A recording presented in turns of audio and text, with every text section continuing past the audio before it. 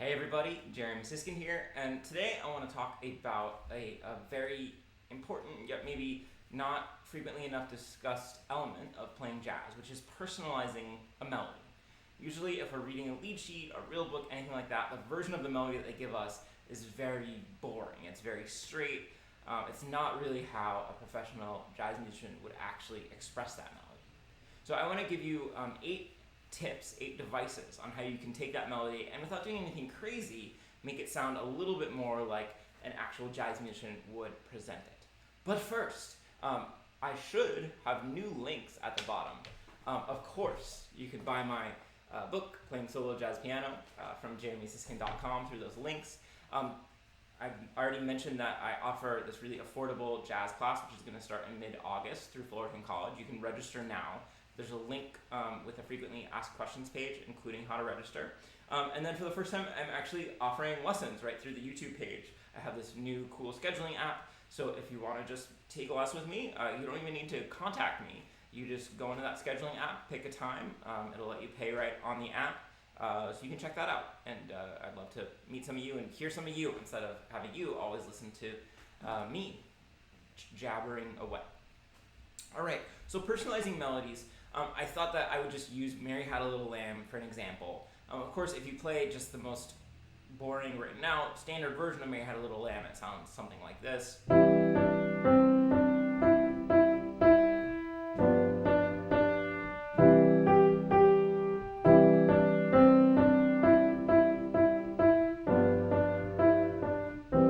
Okay, hopefully that's the last time I'll be hearing it like that. So the first thing when you encounter a melody like this, and I know you might be thinking like, oh, Mary Had a Little Lamb, that's so dumb. But when you look at rhythms that are written in jazz tunes, they're super similar. You know, they'll write all quarter notes. And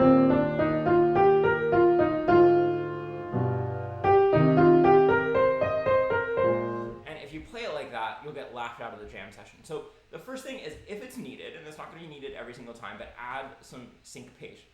So Mary Had a Little Lamb can go a long way, not changing anything else other than making some of these eighth notes syncopated. And to make them syncopated, I'm just moving the note from the beat, either an eighth note earlier or an eighth note later. So instead of, what about?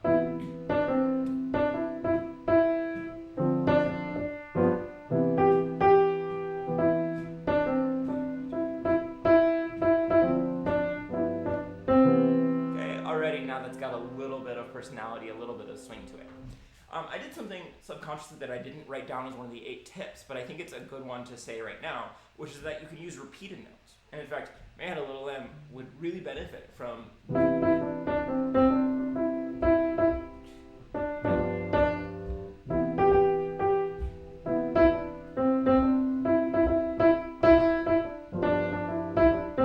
Great. The great thing about repeated notes is if we have something that's mostly quarter notes, like Mary Had a Little Lamb, we can add more eighth notes, which allows us to express the swing more. So first thing, if it's one of these tunes that just has a lot of quarter notes, add some syncopation to it. The second thing is grace note slides. So on the piano, we use grace notes to simulate pitch bend, and they can kind of add a bluesy character. I hesitate to say always, but I would say that grace note slides should typically be a half step, and they typically come from below the note rather than above the note. You can do just one grace note slide.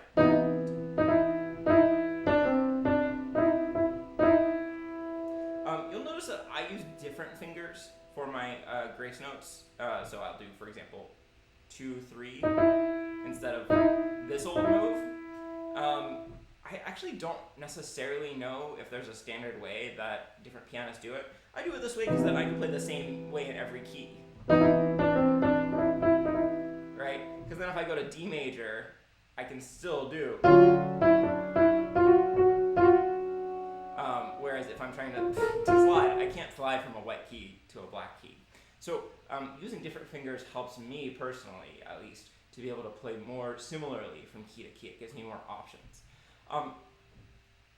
Frequently, I'll use more than one grace note, so instead of just that, I'll go, or even maybe sometimes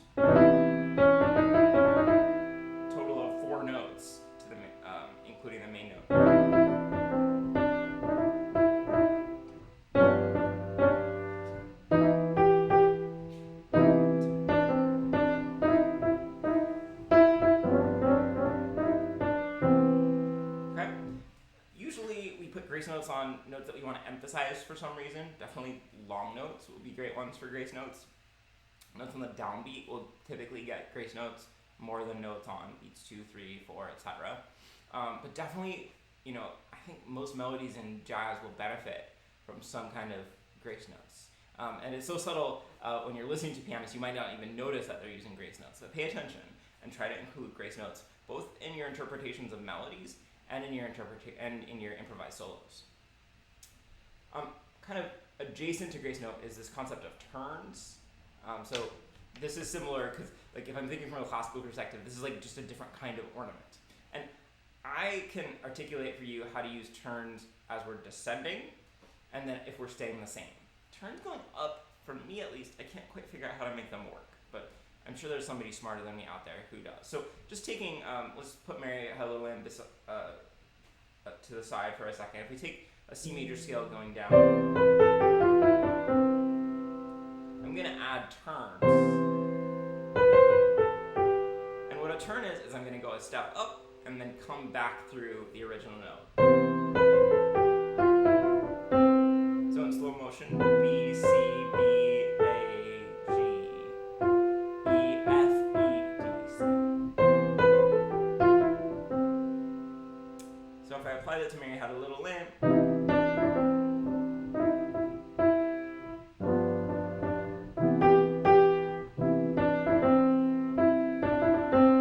again, I'm going up a step, and it's a step in the scale, and then I'm coming back through that original note before I keep going. I think you can also do a turn staying on the same note, and here I'm going to go above and then below.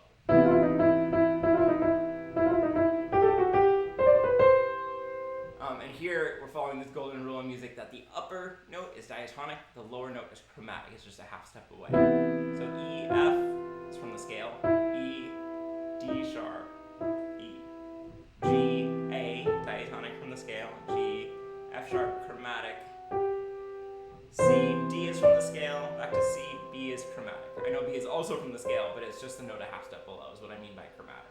So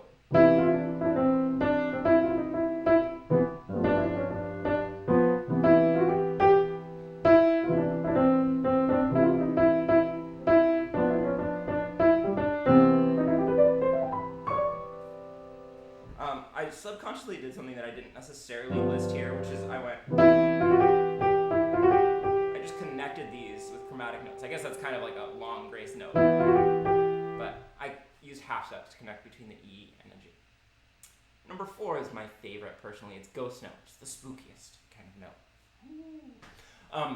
So ghost notes are notes that are used to keep time, but don't necessarily make any sound or aren't necessarily noticed.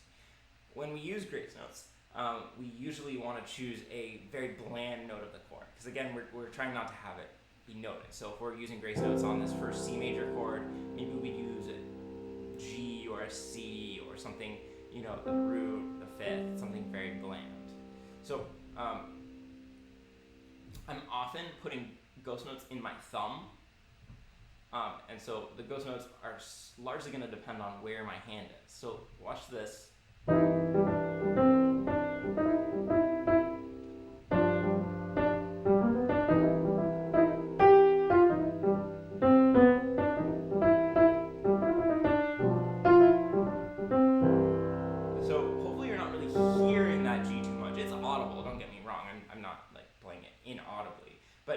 Listening closely, you might not notice it. What I often tell students to compare this to is if you're jumping rope, you take the main jump and then you have that little hop to keep the time in between. That's exactly what a ghost note is. It's just helping you keep time and kind of push that swing feel in.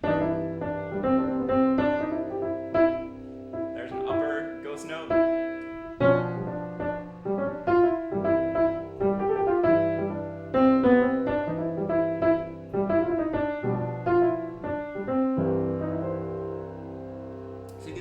Change my fingering to accommodate that ghost note, right? If I'm playing it without the ghost note, I might hang up here.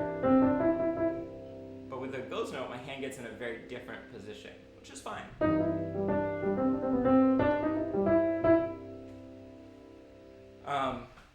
So that's the general idea with a ghost note.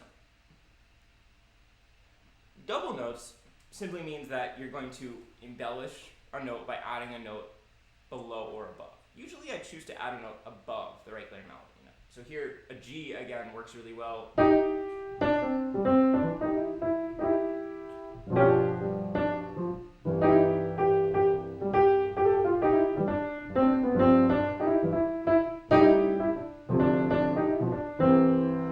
G works great. A C could work, it's kind of a big stretch.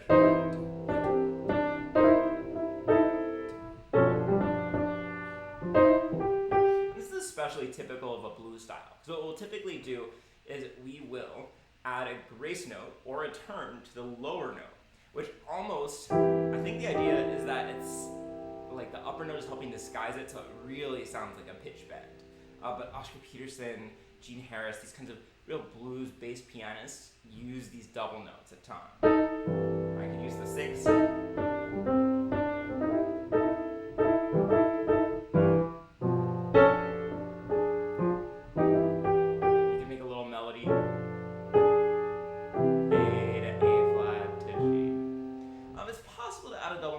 It's not quite going to have the same effect. It's just going to sound like you're harmonizing the melody.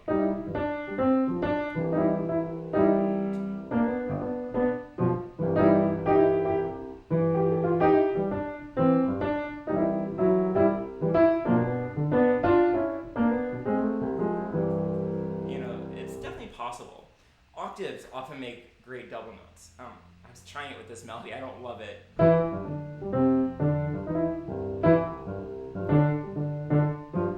The combination of the octaves and the ghost note. Right, D, G, D, D.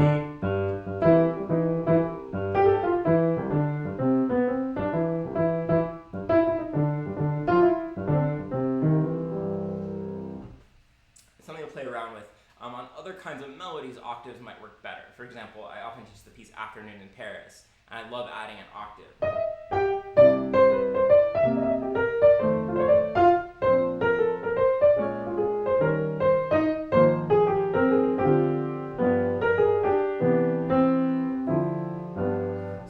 Can be really nice as double notes if you have a very kind of shapely melody. Okay, and so now we're getting to the point where we're actually kind of adding some notes. And the first thing that I would do is add neighbor tones, usually chromatic neighbor notes. So, right, this D sharp is a neighbor tone to the E, the B is a neighbor to the C.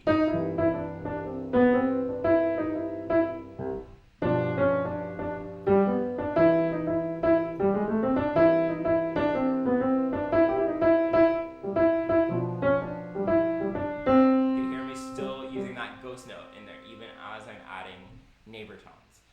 So that's probably the first place that I would look if you're going to actually add notes. I'm focusing mostly on lower neighbors. Upper neighbors are possible. Remember, upper neighbors diatonic, lower neighbors chromatic. So it could be.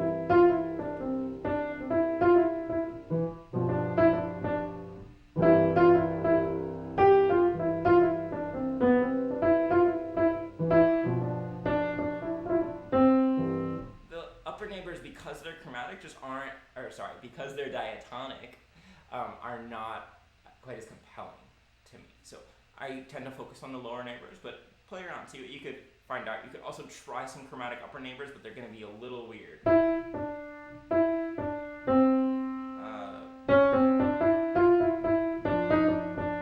Like they sound funny in most cases to me. Then number 7 is changing things from duple meter to triple meter. And Mary Had a Little Lamb is not a good example for this because it doesn't really have any eighth notes that are defining the duple meter. So I'm going to beg your pardon and I'll change maybe, how about In a Sentimental Mood, a melody a lot of people know. It starts with these eighth notes. And you absolutely could just play eighth notes, it's a beautiful melody. But a lot of times, to make it kind of a more vocal, personal sounding phrasing, I'll change some of those to triplets. Just to add a little bit of drama, a little bit of variety without really changing that much.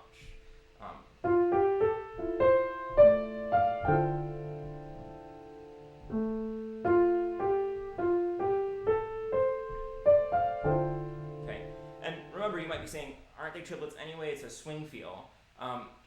First of all, in a ballad this slow, we're usually not playing in a swing feel, so they actually would be straight eighths. But what I'm talking about is I'm using a lot of kind of the second and third partials of the triplet, so not your traditional swing. So it'd be like 1, 2, 3, 1, 2, 3, 1, 2, 3, 1, 2, 3. Or body and soul.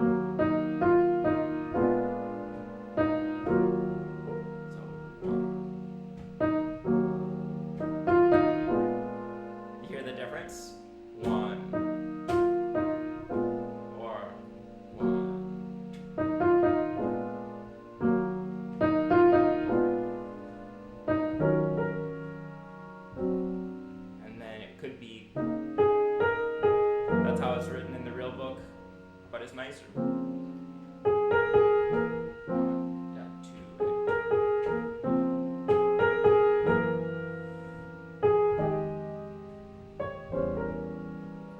So you got a lot of interesting options moving things from duple to triple, especially on ballads, I think.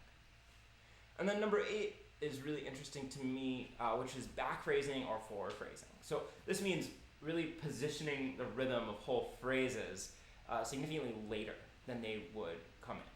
That's back phrasing. Forward phrasing would be the opposite. You start things early. Back phrasing is much more common than forward phrasing in jazz because I think being late ends up kind of sounding cooler, whereas forward phrasing, it's possible, but after doing it too long, you might just sound a little bit anxious. So back to Mary Had a Little Lamb, I think I can do this. So if I start 1, Mary had a little lamb, a 1, 2, 3, 4.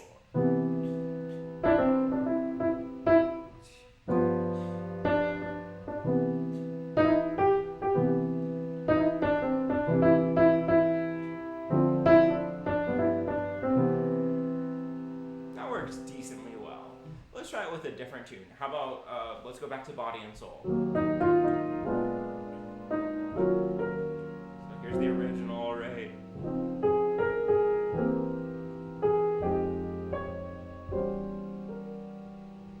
Back phrasing, it might be.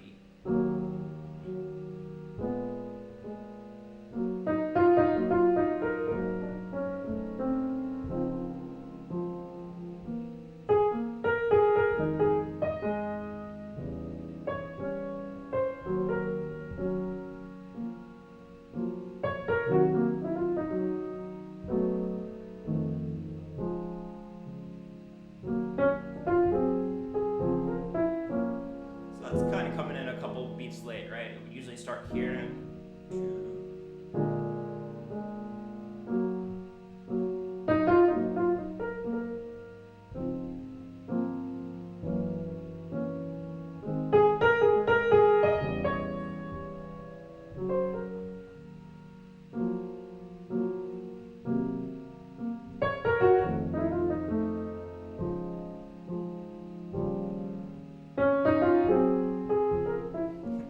it really requires you to split your brain in two, right? Because your two hands are going to be at two different places. But listen to how great and kind of casual it seems. It's how the great singers sing. So many of the great singers back phrase. Betty Carter is often cited as kind of the prime example of somebody brilliantly back phrasing. So forward phrasing, you can't really start with a forward phrase because you'd be starting way before the tune actually starts. But I'm going to combine some back phrasing and forward phrasing. Let's see if I can do this. So it'd be.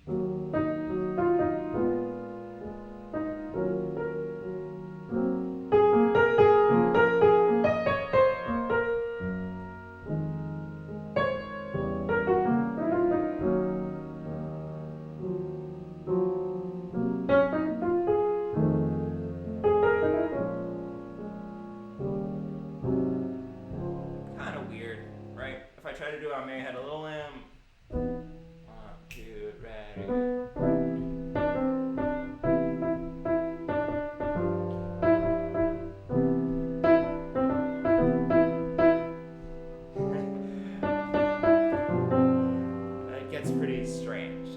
So back phrasing is really definitely the more common one, and I think the more effective one. So there you go. There are your 8 tips. So just to review, and I'll tell you what, I'll just show you my whole iPad so we can go through this together. If I got new links. Check out my books, my class, and sign up for a lesson. Why not? What do you have to lose? First thing, add syncopation if there's not syncopation already. Second thing, add some grace note slides to simulate pitch bends. Then add some turns to descending or stable phrases.